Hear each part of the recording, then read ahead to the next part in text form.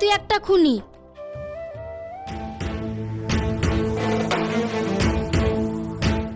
আরে ওখানে কেউ একজন ব্রিজের উপর দাঁড়িয়ে। তাই তো মনে হচ্ছে মেয়েটা কি আত্মহত্যা করতে যাচ্ছে। দেখে তো তাই মনে হচ্ছে। কথা না বাড়িয়ে তাড়াতাড়ি চলো, আমাদের মেয়েটাকে বাঁচাতে হবে। ঠিক বলেছো, চলো। না, আমি খুনি না।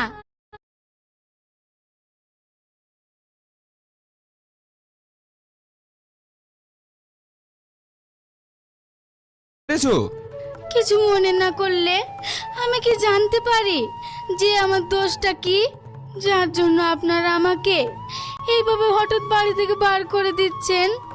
তোর সব থেকে বড় দোষ হলো এটাই যে তুই একজন অনাথ, তোর কোনো পরিচয় নেই। আদেও কি কোনো জন্মে ঠিক আছে কিনা তার সন্দেহ।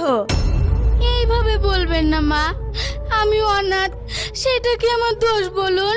আর তাছাড়াও আমার গর্ভে যে আছে তারই বা কি দোষ বলুন? সে তো আপনাদেরই বংশধর। গায়ে মানে না আপনি মোড়ল? আজ পর্যন্ত ওকে এই বাড়ির বউ বলে মানতে পারলাম না, তো আবার ওর পেটের সন্তানকে নাকি এই বাড়ির বংশধর বলে মানতে হবে? এই শোনো, এখানে এত কথা বলে লাভ নেই। ভালোই ভালোই এখান থেকে চলে যাও, আর তা না হলে কিন্তু তোমার আর তোমার পেটে যে আছে তার কপালে অশেষ দুঃখ আছে। না মা, আপনারা আমার সাথে এত বড় অন্যায় করবেন না। আপনারা ছাড়া যে আমার এই পৃথিবীতে কেউ নেই। আর আমার সন্তান, তার কি হবে বলেন? সে কি পরিচয় নিয়ে বাঁচবে?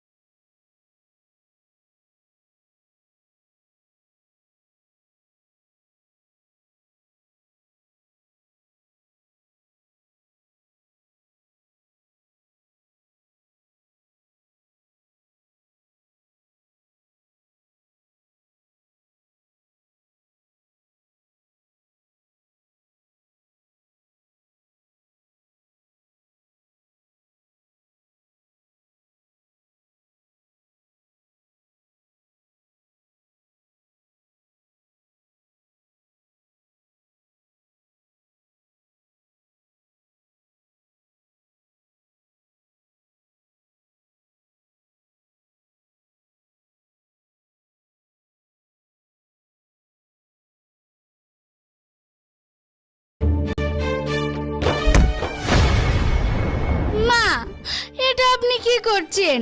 আমাকে ছাড়েন বলছি, আমার লাগছে। আহ! আহ! আহ! না, আছি, কিন্তু তোমরা হঠাৎ করে আমাদের বাড়িতে, সবকিছু ঠিক আছে তো?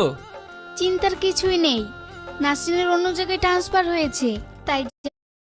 আব্বা, আপনাদের চা। চা? আমি কি নি, তুমি যখন বলছো, সে কি পরিচয় নিয়ে বাঁচবে?